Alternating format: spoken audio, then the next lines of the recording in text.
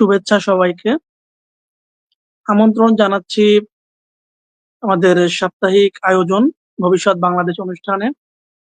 আপনারা যারা আমাদের সাথে যুক্ত আছেন তাদের সকলকে জানাই স্বাগতম এবং আমাদের অনুষ্ঠানের পক্ষ থেকে সকলকে শুভেচ্ছা। আজ আমরা যে বিষয়টি নিয়ে হাজির হয়েছি সেই বিষয়টি হলো হাম ও বর্তমান পরিস্থিতি। আমরা সকলেই জানি বর্তমান বাংলাদেশে হামের একটি প্রকোপ খুব খারাপভাবে বিস্তার করেছে, যার ফলশ্রুতিতে সারা বাংলাদেশে অনেক শিশু আক্রান্ত হচ্ছে এবং ইতিমধ্যে সরকারি যে রিপোর্ট আছে রিপোর্ট অনুযায়ী 500 এর অধিক শিশু মৃত্যুবরণ করেছে, যা বাংলাদেশের ইতিহাসে একটি খুব দুঃখজনক ঘটনা। তো আমরা এরকমই একটি স্পর্শকাতর বিষয় নিয়েই আজকে আলোচনা করব। আমাদের সাথে আলোচনার জন্য অতিথি হিসেবে আজ যুক্ত আছেন ডাক্তার আসিফ আরিফিন স্যার। আসসালামু আলাইকুম। স্যারকে স্যার কেমন আছেন? আলহামদুলিল্লাহ। সবাইকে ঈদুল আজহার অগ্রিম শুভেচ্ছা জানাচ্ছি। আসসালামু আলাইকুম। আমি ধন্যবাদ ডক্টর স্যার। আসিফ আরিফিন বলছি। জি, তা আজকে আমরা আসলে আপনাকে পেয়ে আমরা একটু ধন্য বলা যায়। ধন্যবাদ আপনাকে, আপনি আপনার মূল্যবান সময় আমাদেরকে দিচ্ছেন এবং আজকে আমরা খুবই স্পর্শকাতর একটি বিষয় নিয়ে আলোচনা করছি, যেটি বাংলাদেশে এখন সবচেয়ে মারাত্মকভাবে যে রূপটা ধারণ করেছে হাম, সে বিষয়টি নিয়েই আজকে আমরা আলোচনা করব। তো আমরা প্রথমেই কালক্ষেপণ না করে আমাদের যিনি অতিথি আছেন doctor SM. Asif Arifin sir, তার কাছে চলে যাব। স্যারের কাছ থেকেই আমরা তার সম্পূর্ণ পরিচয় জেনে নিব। স্যার বর্তমানে কি করছেন এবং স্যারের ব্যক্তিগত জীবনের কিছু ঘটনাও আমরা জেনে নেই, যাতে করে আমরা স্যারের পুরো পরিচয়টি এই অনুষ্ঠানে আমরা জানতে পারবো। আবারও সবাইকে শুভেচ্ছা। আমি ডক্টর এস.এম. আসিফ আরিফিন। আমি এমবিবিএস পাশ করেছি ময়মনসিংহ মেডিকেল কলেজ থেকে। এরপরে আমি নড়াইল লোহাগাড়া উপজেলাতে প্রাইভেট প্র্যাকটিস করতেছি গত প্রায় 5 বছর যাবত।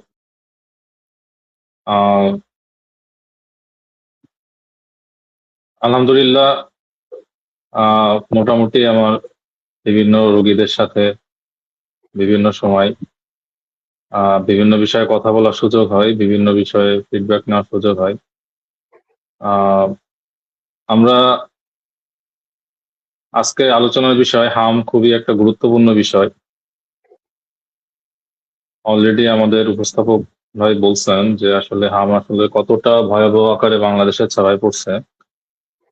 এই বিষয়টা নিয়ে আসলে সবারই সচেতনতা অনেক জরুরি। আমাদের মনে হয় যে আসলে সময় ক্ষেপণ না করে বিস্তারিত আলোচনার মধ্যে আমরা চলে যেতে পারি। জি, ধন্যবাদ স্যার।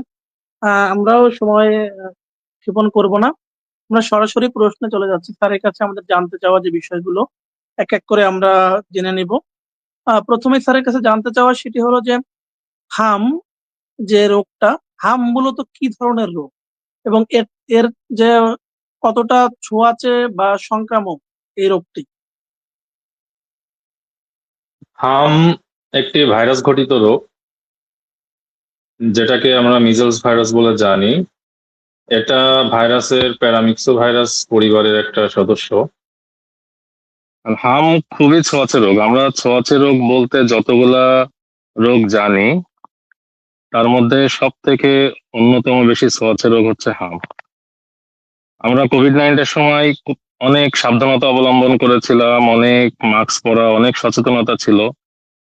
কোভিড-19 থেকে হাম অলমোস্ট 10 গুণ বেশি সংক্রমণক্ষম। এটা এতটাই সংক্রমণক্ষম, আমি যদি উদাহরণ দিয়ে বলতে চাই, একটা হামের রোগী গড়ে প্রতিদিন 12 থেকে 18 জন পর্যন্ত সংক্রমিত করতে পারে। যেখানে কোভিড-19 এর ক্ষেত্রে কোভিড-19 যে প্রাথমিক ভেরিয়েন্ট ছিল উহান ভেরিয়েন্ট, এটা গড়ে 2 থেকে 3 জনকে সংক্রমণ করত, এবং কোভিড-19 সব থেকে সংক্রমণক্ষম ভেরিয়েন্ট যেটা, সেটা সাধারণত সর্বোচ্চ 4 থেকে 5 জনকে সংক্রমণ করতে পারত।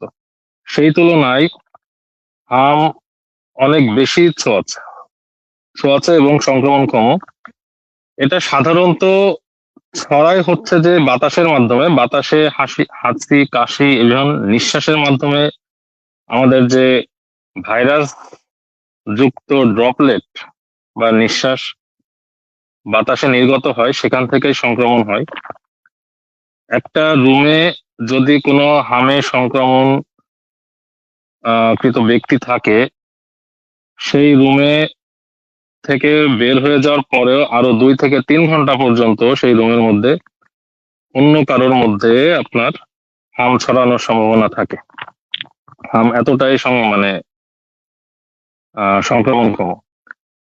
সেই তুলনায় কোভিড-19 ক্ষেত্রে যদি আমরা বলতে যাই, কোভিড-19 ক্ষেত্রে দেখা যাচ্ছে যে সংক্রমণ হতো, সেক্ষেত্রে অনেকাংশেই সরাসরি হাঁচি, কাশি বা সরাসরি কন্টাক্টে বেশি হতো। মাস্ক পরলে দেখা যাচ্ছে যে বা অন্যান্য সাবধানতা অবলম্বন করলে কোভিড-19 ক্ষেত্রে যতটা ফলাফল পাওয়া যেত, হামে তার থেকে তার সংক্রমণ পরিমাণটা অনেক বেশি। তাহলে তো এটি খুবই সিরিয়াস একটি বিষয়, যা আসলে আমরা জানতাম না যে এতটা আসলে কঠিন একটি রোগ, মানে এর যে সংক্রামক সিস্টেমটা আসলে এত কঠিন। আসলে আমরা তো ভাবতাম যে কোভিড-19 যেটা আমাদের আসলেই সারা বিশ্বে যেভাবে আক্রমণ করেছিল, সেটাকে আমরা জানতাম যে আজ যাবৎকালে এটাই সবচেয়ে মনে হয় হাইয়েস্ট। বাট তার থেকেও যে যে আরো প্রকোপ বা আরো কঠিন ভাবে সংক্রমণ করে, সেটা জানতে পারলাম। ধন্যবাদ স্যার। তো স্যার, আপনি তো প্র্যাকটিস করছেন, আপনার কাছে বিভিন্ন সময় রোগীরা আসছে, বাচ্চারা আসে। তো আপনি আমাদের থেকে ভালো জানেন যে বর্তমান সময়ে আসলে বাংলাদেশে হাম রোগের প্রকোপ বা পরিস্থিতি কেমন দেখছেন?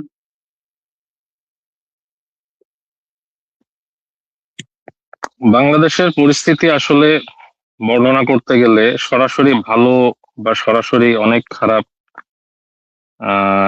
এইটা বলার থেকে আসলে বাংলাদেশের পরিস্থিতিটা জটিল বললে মনে হয় সঠিক হবে। এটার কারণ হচ্ছে যে আমরা যদি স্বাস্থ্য অধিদপ্তরের গতকালকের ডেটা নিয়ে আলোচনা করি, গতকাল পর্যন্ত প্রায় 60,540 জন পর্যন্ত আপনার সন্দেহজনক হাম রোগীর সংখ্যা পাওয়া গেছে। এর মধ্যে নিশ্চিত রোগীর সংখ্যা মাত্র 8,329 জন। মানে একটা অ্যালার্মিং বিষয় হচ্ছে যে আমাদের যতজন হাম রোগের লক্ষণ নিয়ে হাসপাতালে আসছে, তাদের বেশিরভাগই আমরা হাম কিনা এটা আমরা নিশ্চিত হতে পারতেছি না। কারণ হামের কাছাকাছি অনেকগুলা রোগ আছে যেগুলো হামের কাছাকাছি হতে পারে। গত 24 ঘন্টায় যেমন 1261 জনকে মানে সন্দেহজনকভাবে হাম রোগে মানে পাওয়া গেছে, তার মধ্যে নিশ্চিতভাবে ডায়াগনোসিস হয়েছে মাত্র 54 জন। মানে মানে এটাতেই বোঝা যায় আসলে বাংলাদেশে চিকিৎসা ব্যবস্থার অপ্রতুলতা কত বেশি। এবং আরেকটা বড় বিষয় হচ্ছে যে বাংলাদেশে ঢাকা বা বড় বড় বিভাগীয় হাসপাতাল ছাড়া হাম রোগের নিশ্চিতভাবে নির্ধারণ করা বা ডায়াগনোসিস করার মতো এস্টাবলিশমেন্ট নাই। এখন এটাতে যে সমস্যাটা দাঁড়ায় যে আসলে বাংলাদেশে যেটা হারে সংখ্যা করা হচ্ছে, এটা ততটাই ভয়াবহ নাকি তার থেকে ভয়াবহ, নাকি আসলে যতটা চিন্তা করা হচ্ছে ততটা ভয়াবহতার দিকে এখনো যায়নি, সেটা নিশ্চিতভাবে বলা যাচ্ছে না। এটা একটা বিশেষ সমস্যা। তবে আসার কথা হচ্ছে যে আমে যারা আক্রান্ত হচ্ছে তার মধ্যে ম্যাক্সিমামই আপনার কোনো রকম জটিলতা ছাড়াই সাধারণত ছুটি হয়ে যাচ্ছে। কাল পর্যন্ত মানে গত না গতকাল না, সরি, আজকে 22 মে সকাল 8টা পর্যন্ত আপনার বাংলাদেশে স্বাস্থ্য অধিদপ্তরের তথ্য অনুসারে মৃত্যুর সংখ্যা হচ্ছে যে 414 জন। গত 24 ঘন্টায় হাম রোগে মৃত্যুর সংখ্যা মাত্র 2 জন। এটা হচ্ছে নিশ্চিত ভাবে। আচ্ছা, আচ্ছা। আর সন্দেহজনক ভাবে হাম রোগের মৃত্যুর সংখ্যা হচ্ছে যে আপনার টোটাল 5 জন। এটা হচ্ছে যে সারা বাংলাদেশে সন্দেহজনক ভাবে হামের লক্ষণ নিয়ে মৃত্যু আর কি। এবং কিছু কিছু এলাকা বা কিছু কিছু মানুষের মধ্যে আসলে হামের প্রাদুর্ভাবটা বেশি দেখা যাচ্ছে।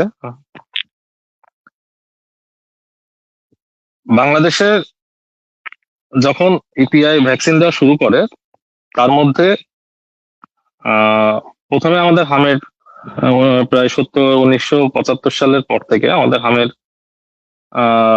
টিকাদার 2% থেকে প্রায় এখন পর্যন্ত 80%-এ আসছে আর কি। এবারই সর্বপ্রথম আপনার হচ্ছে যে হামের এত তীব্রতা দেখা যাচ্ছে। তো একটা আক্ষেপের বিষয় হচ্ছে যে যে আমাদের গত বছরগুলোতে আসলে হামে কতজন মারা গেছে বা কতজন আক্রান্ত হয়েছে এরকম কোনো তথ্য আমাদের কাছে নাই। সারা বিশ্বে WHO তথ্য মতে প্রতিদিন প্রায় প্রতি বছর প্রায় 95,000 জন হামে আক্রান্ত হয়ে মারা যায়। এটা WHO তথ্য 2024 সালের। প্রতি বছর প্রায় 95,000 জন হামে আক্রান্ত হয়ে মারা যায় এবং এটা ম্যাক্সিমাম হয় হচ্ছে যে আফ্রিকান এবং এশিয়ান কান্ট্রিতে, বাংলাদেশের মতো, বাংলাদেশ, ভারত বা অন্যান্য যেসব স্বল্প উন্নত বা অনুন্নত দেশ আছে সেসব দেশের তথ্য। এখন আমাদের এই কম্পারিজন করাটারও সুযোগ নাই যে আসলে গত বছর কি অবস্থা ছিল আর এখন কি অবস্থা আছে। আচ্ছা, আচ্ছা। তাহলে স্যার আমরা যেটা দেখতে পাচ্ছি যে আমাদের কম্পারিজন করার মতো ওয়ে না থাকার কারণে আমরা আসলে এক্সাক্ট তথ্যটা পাচ্ছি না যে আমাদের প্রতি বছর কেমন মানুষ মারা তবে যাচ্ছে, বিষয় হচ্ছে কি যে অবস্থা। বর্তমান যে পরিস্থিতি আসলে উদ্বেগজনক। এখন এখান থেকে বিষয় হচ্ছে যে আমাদের আহ কিভাবে হলো এটা তো একটা বড় বিষয়, তার থেকে বড় বিষয় হচ্ছে কিভাবে এটাকে এখন নিয়ন্ত্রণ করা যায়। আমাদের পরবর্তী পদক্ষেপ, সব থেকে বড় পদক্ষেপ হচ্ছে সেটা। ধন্যবাদ। স্যার আপনি যে বিভিন্ন স্ট্যাটিস্টিক তুলে ধরলেন, আমি যতটুকু জানি যে স্যার বাংলাদেশে ইউনিসেফ যে পরিসংখ্যান দিয়েছে সে অনুযায়ী বাংলাদেশে প্রতিদিন গড়ে 293 জন শিশু মারা যায় বিভিন্ন রোগে যাদের বয়স 0 থেকে 5 বছরের মধ্যে। তো দেখা যাচ্ছে স্যার এরা কিন্তু সাধারণত সর্দি, জ্বর, কাশি, নিউমোনিয়া, টাইফয়েড বা নানান বিভিন্ন জটিল রোগে, ইভেন শ্বাসকষ্টের রোগও আছে, বিভিন্ন রোগে তারা মারা যাচ্ছে। তো আমরা দেখতে পাচ্ছি যে এসব বাচ্চারা বেশিরভাগ সময় সাধারণত সর্দি কাশিতে আক্রান্ত হচ্ছে। তা আসলে স্যার সাধারণত সাধারণ যে সর্দি কাশি বা জ্বরের সাথে হামের পার্থক্য আমরা কিভাবে করব? এর মূল লক্ষণগুলো আসলে কি কি? এটা আসলে একটা গুরুত্বপূর্ণ প্রশ্ন, কারণ এর আগে আমি একবার বললাম যে হামের সাথে কাছাকাছি অনেকগুলা লক্ষণ আছে, এরকম রোগ আছে আর কি। তার মধ্যে সব থেকে বেশি যে সাধারণ সর্দি জ্বর যেটা, সেটাও সাধারণত ভাইরাস ঘটিত রোগ এবং ভাইরাস ঘটিত রোগগুলোতে সাধারণত উচ্চ জ্বর জ্বর থাকে এবং হামের ক্ষেত্রেও আপনার উচ্চ জ্বর থাকে। এখন শুধু আপনার সর্দি জ্বর না, বাচ্চাদের নিউমোনিয়া বা বিভিন্ন কমন কিছু সমস্যাতেও হামের মতো লক্ষণ পাওয়া যায়। এটা একটা গুরুত্বপূর্ণ বিষয় যে কিভাবে আমরা হামের থেকে অন্যান্য ইয়াগুলাকে, অন্যান্য রোগগুলাকে আমরা হচ্ছে যে পৃথক করব। কিছু জিনিস হচ্ছে যে কমন, যেমন হচ্ছে যে আপনার কাশি হওয়া, নাক দিয়ে পানি পড়া, এই জিনিসগুলা হচ্ছে যে আপনার হাম এবং অন্যান্য সর্দি জ্বর বা অন্যান্য রোগ সাধারণত কমন থাকে, যেগুলা আমাদেরকে হাম মানে হাম হতে পারে সেই ধারণার দিকে নিয়ে যেতে পারে। সেটা হচ্ছে অনেক উচ্চ জ্বর থাকে, সেটা 104 ডিগ্রির উপরে যেতে পারে, কাশি থাকবে, নাক দিয়ে পানি পড়বে এবং চোখে চোখ লাল হয়ে যাওয়া, যেটাকে আমরা মেডিকেলের ভাষায় কনজাংটিভাইটিস বলি, বা গোলাপি রোগ, মানে চোখের গোলাপি রং ধারণ করা, এটা সাধারণত পাওয়া যায় হামের জীবাণু শরীরে প্রবেশের 7 থেকে 14 দিন পর থেকে। প্রথম লক্ষণ প্রকাশের 2 থেকে 3 দিন পরে মুখের মধ্যে একটা লক্ষণ পাওয়া যায়, সেটাকে আমরা কপলিক স্পট বলি, যে মুখের ভিতরে দিকে সাদা সাদা ফোঁটা ফোঁটা দাগ দেখা যায়। সেটা পাওয়া যায় লক্ষণ প্রকাশের 2 থেকে 3 দিন পরে। এ লক্ষণ প্রকাশের 3 থেকে 5 দিন পরে গায়ে র্যাশ দেখা দিতে পারে। এটা সাধারণত এই যে এই দুইটা লক্ষণ সাধারণ সর্দি জ্বরে থাকে না। সাধারণ সর্দি জ্বরের থেকে হামের দুর্বলতা বা অন্যান্য লক্ষণের তীব্রতা অনেক বেশি থাকে। এর সাথে প্রতি 10 জনে একজনের কানে ইনফেকশন হতে পারে এবং সাথে ডায়রিয়া থাকতে পারে। এটাও হচ্ছে যে আমাদের অন্যান্য সাধারণ সর্দি জ্বরের সাথে হামের কে পৃথক করার একটা গুরুত্বপূর্ণ বিষয়।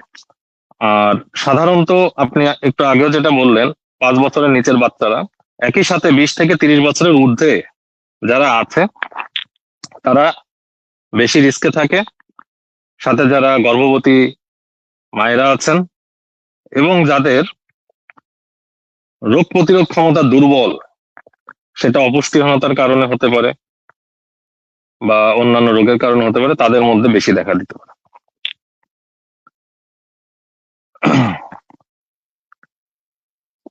আচ্ছা আচ্ছা স্যার, এবারে আসলে যে বিষয়টা জানতে চাচ্ছি সেটা হলো শিশুদের এবং বড়দের হাম প্রতিরোধের সবচেয়ে কার্যকর উপায় কি?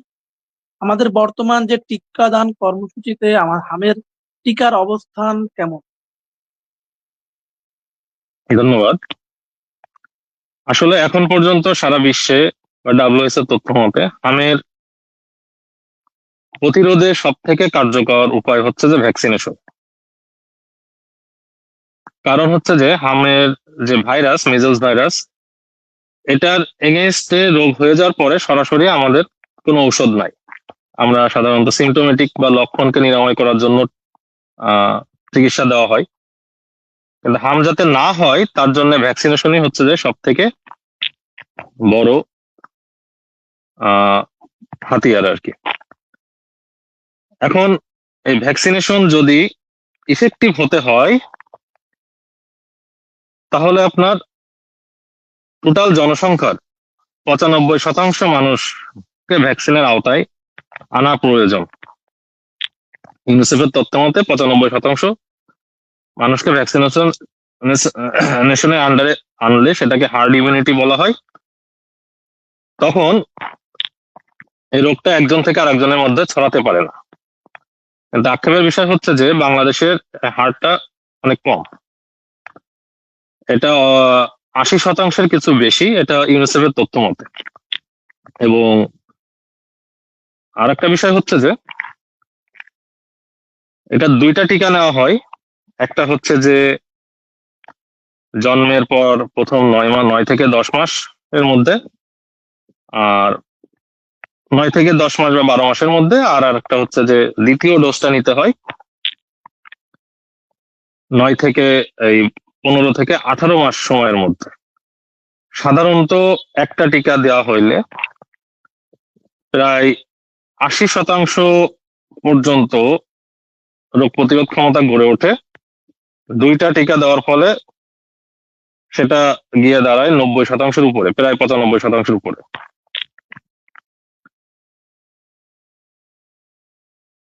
ভ্যাকসিনেশন কাভারেজ যতটা বাড়ানো যাবে হামের প্রাদুর্ভাব থেকে ততটা কমে যাবে। তবে এখানে কথা আছে, হামের ভ্যাকসিন দেওয়া আছে এমন ব্যক্তিরও হাম হতে পারে। এর কারণ হচ্ছে আগে বললাম যে রোগ প্রতিরোধ ক্ষমতা সবার সমান না। যাদের রোগ প্রতিরোধ ক্ষমতা কম, বিশেষ করে ছোট বাচ্চা যারা, ইভেন যাদের ভ্যাকসিনেশন করা হয়নি তাদের ক্ষেত্রে, বা যারা বয়স্ক, রোগ প্রতিরোধ ক্ষমতা কমে গেছে, ডায়াবেটিস আছে বা এইডস এর মতো মরণব্যাধি রোগ আছে, তাদেরও হাম ভ্যাকসিন দেওয়ার পরেও আক্রান্ত হতে পারে। তাহলে আমরা মানে ভ্যাকসিন দেওয়ার পরে আক্রান্ত হতে পারে, যদি ইমিউনিটি সিস্টেম ভালো থাকে তাহলে সে দ্রুত রিকভারি করবে আর কি। দ্রুত রিকভারি করবে এবং আহ দেখা যাচ্ছে একজন হামে টিকা দেওয়া নাই, একজন হামে টিকা দেওয়া আছে, মানে এটার মধ্যে ব্যবধানটা অনেক বেশি। দেখা যাচ্ছে যার হামে টিকা দেওয়া আছে তার জাস্ট শুধুমাত্র সর্দি জ্বর বা সামান্য কিছু লক্ষণ প্রকাশ পেয়ে সেটা ভালো হয়ে যেতে পারে আপনি কোনো ওষুধ ছাড়াই। কিন্তু যার ভ্যাকসিন দেওয়া নাই সাধারণত তাদেরই এই লক্ষণটা তীব্র আকার ধারণ করে। আর এই হাম তো আমাদের দেশে বা আমাদের অঞ্চলেও বহু পুরাতন রোগ বলা যায়, এবং পুরো অনেক বছর যুগ যুগ ধরে হামের একটা প্রকোপ আমরা পৃথিবীতে দেখে আসছি। এর পরিপ্রেক্ষিতে আসলে ভ্যাকসিন এসেছে, কিন্তু তারপরেও দেখা যাচ্ছে যে হাম নিয়ে আমাদের সমাজে কিছু কুসংস্কার চালু আছে। যেমন মায়ের দয়া বলা, বা ঘর পুরো অন্ধকার করে রাখা। এই যে চিকিৎসা বিজ্ঞানের দৃষ্টিতে এই সময়ে কোন ভুলগুলো একদমই করা যাবে না? আমি এই প্রশ্নের উত্তর দেওয়ার আগে আমি আসলে আপনি একটা কথা বলে গেলেন যে আসলে বহু পুরাতন রোগ।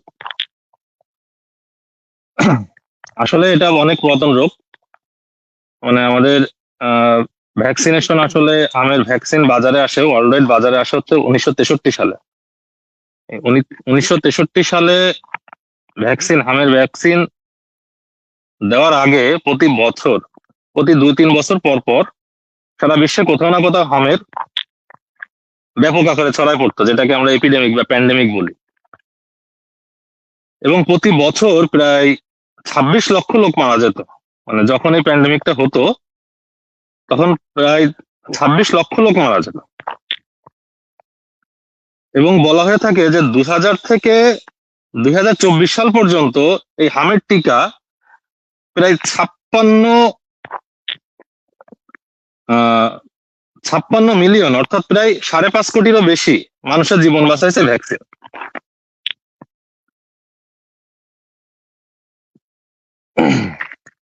এবং এটা আসলে অনেক পুরাতন রোগ। এবং আপনি যে কথাটা বললেন আপনার প্রশ্ন, যে হাম নিয়ে আমাদের বেশ কিছু কুসংস্কার আছে, বিশেষ করে এই থার্ড ওয়ার্ল্ড কান্ট্রিতে অনেক বিষয় নিয়ে অনেক কুসংস্কার থাকে, তেমনি হাম নিয়েও বিষয় বেশ কিছু কুসংস্কার প্রচলিত আমাদের। তার মধ্যে একটা হচ্ছে যে যেটা বললেন মায়ের দয়া বা এরকম কিছু। তারপরে আরো কিছু লক্ষণ আছে, যেমন অন্ধকার ঘরে রেখে দেওয়া বা আপনার খাওয়া দাওয়া কমায় দেওয়া বা বন্ধ করে দেওয়া, এই লক্ষণগুলো প্রচলিত আছে।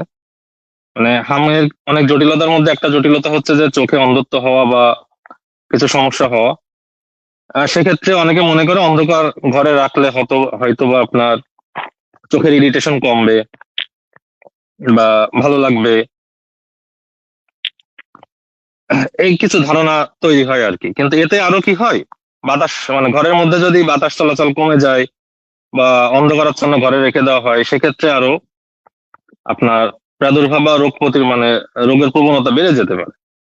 একটা বিষয়, অনেক সময় গোসল বন্ধ রাখা হয়, তারপরে পানি খেতে নিষেধ করা হয়, বিভিন্ন খাবার বিশেষ করে গ্রামে গঞ্জে যে আপনার ডিম খাওয়া যাবে না, দুধ খাওয়া যাবে না, এগুলা খেলে ইনফেকশন বেড়ে যাবে।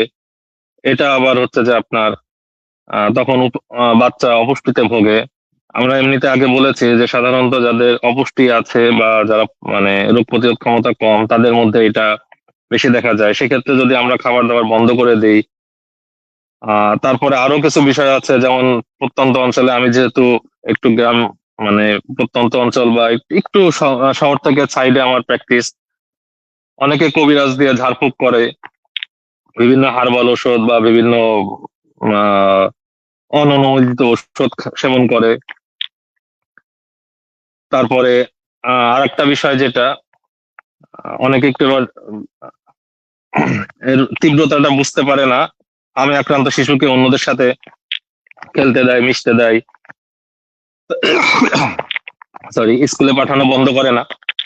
বেশ কিছু সমস্যা আসলে আমাদের দেশে সমস্যা বা ভুল ধারণা প্রচলিত আছে, এগুলো নিয়ে আসলে সচেতনতা জরুরি আসলে। টিকা দেওয়ার পাশাপাশি একই সাথে এই বিষয়গুলো অ্যাড্রেস করা আমাদের খুবই দরকার। ধন্যবাদ।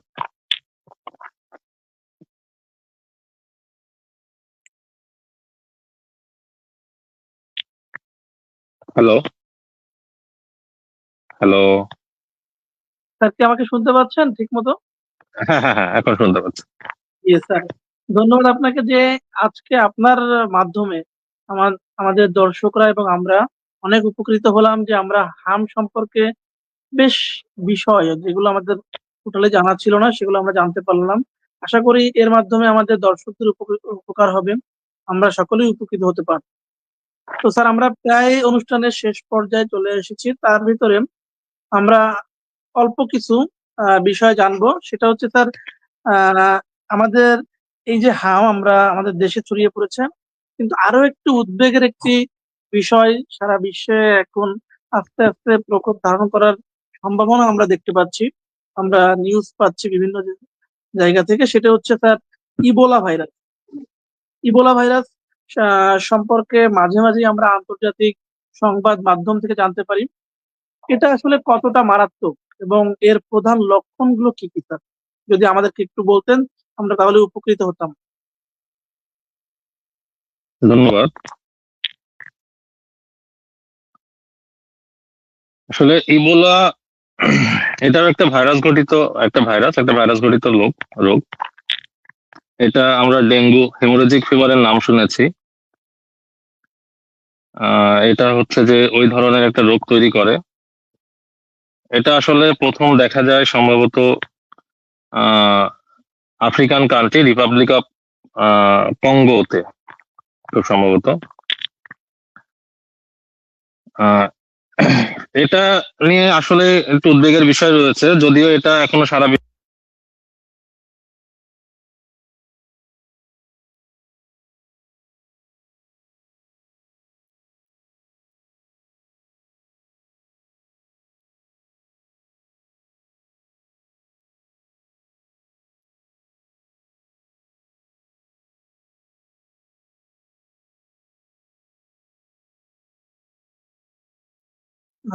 দুঃখিত, আমাদের আমাদের যিনি অতিথি আছেন তার জায়গায় ইন্টারনেট সমস্যা করছে বোধহয়, জন্য একটু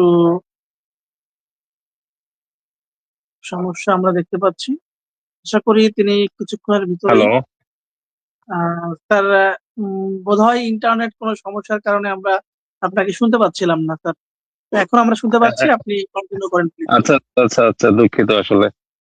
হ্যাঁ, একটু একটু সমস্যা করতেছে আর কি। আমরা একটু পেরিফেরিতে থাকি, তো মাঝে মধ্যে কারেন্ট চলে যাচ্ছে বা ডিস্টার্ব দিচ্ছে, একটু সমস্যা হচ্ছে। আচ্ছা, যেটা নিয়ে বলতেছিলাম, তাই এই এখন কি শোনা যাচ্ছে আমাকে? আহ, জি স্যার, এখন হ্যালো স্পষ্ট শোনা যাচ্ছে। হ্যালো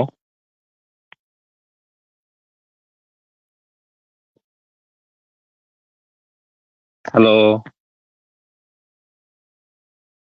পাচ্ছি আপনাকে, আপনি কি আমাদেরকে শুনতে পাচ্ছেন? হ্যালো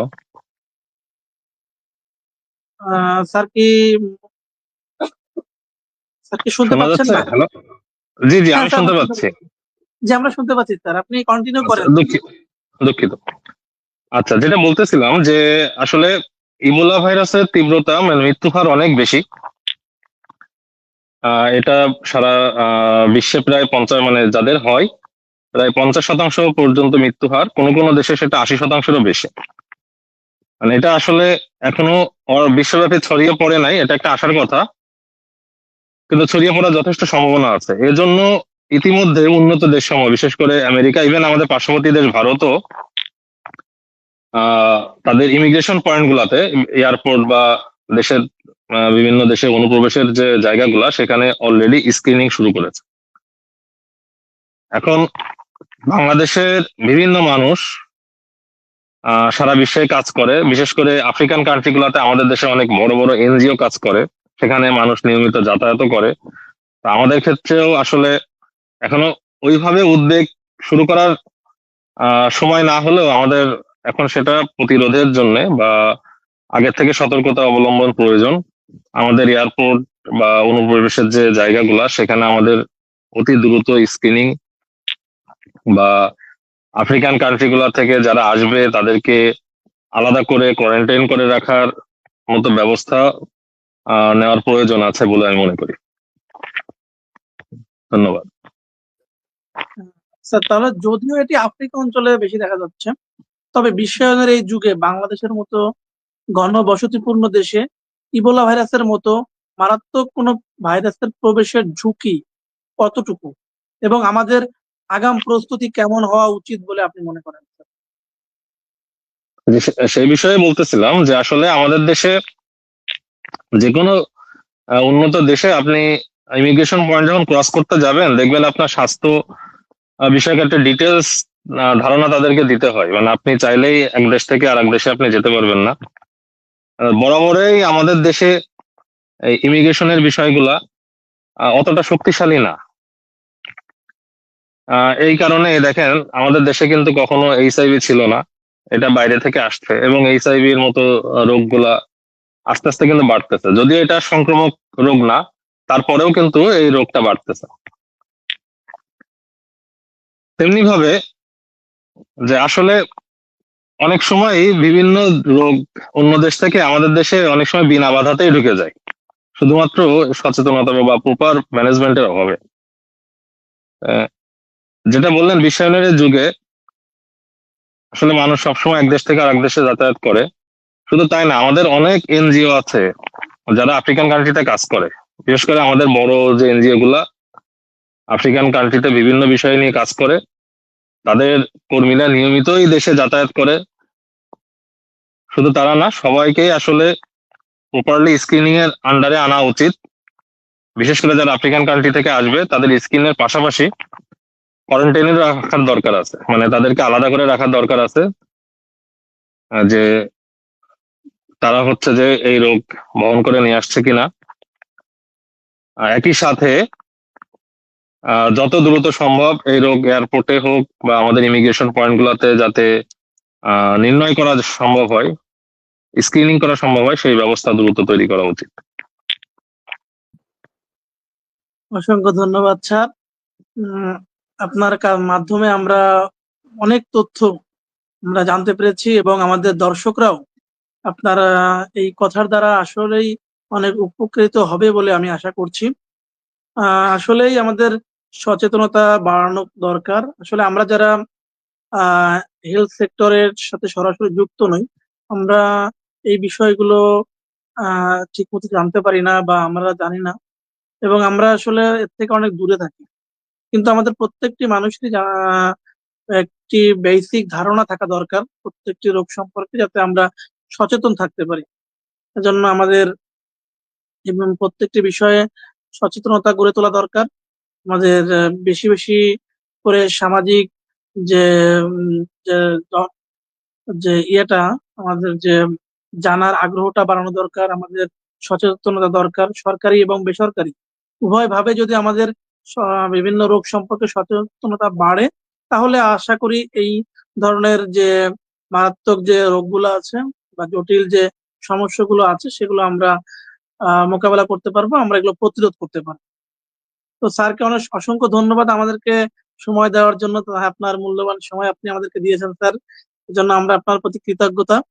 এবং স্যার, আজকে আমাদের যে ভবিষ্যৎ বাংলাদেশ অনুষ্ঠান, এটি প্রতি শুক্রবার রাত 10টায় অনুষ্ঠিত হয়ে থাকে। আপনি আজ আমাদের অতিথি হিসেবে ছিলেন। তো স্যারের একটু অনুভূতি জানতে চাবো যে আমাদের ভবিষ্যৎ বাংলাদেশ অনুষ্ঠান সম্পর্কে আপনি কিছু বলবেন। ধন্যবাদ। এরকম উদ্যোগ সবসময় প্রশংসার যোগ্য। আসলে মানুষের সচেতনতা বলেন বা মানুষের মধ্যে এইসব বিভিন্ন বিষয়ে মানুষের মধ্যে তথ্য ছড়ানোর মানে জন্য বা বিভিন্ন সমসাময়িক যে গুরুত্বপূর্ণ বিষয় আছে এগুলা নিয়ে আসলে মানুষের মধ্যে যে সচেতনতা